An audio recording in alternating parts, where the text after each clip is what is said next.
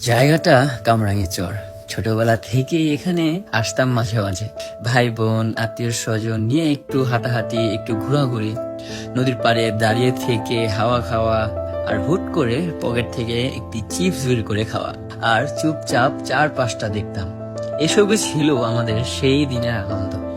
তখন এই ওয়াকওয়ে ছিল না, রাস্তা বলতে ছিল শুধু ধুলোমাটি আর হাঁটার পথ। কিছু সাজানো ছিল না, তবুও কেমন জানি একটা শান্তি ছিল মনে।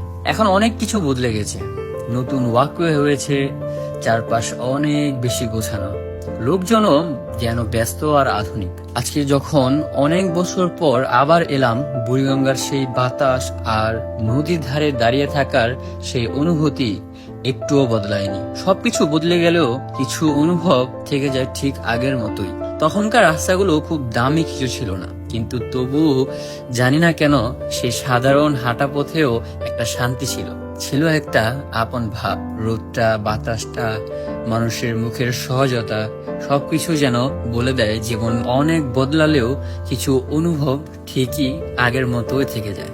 এই ভিডিওটা করলাম শুধু এই মুহূর্তগুলোকেই ধরে রাখার জন্য।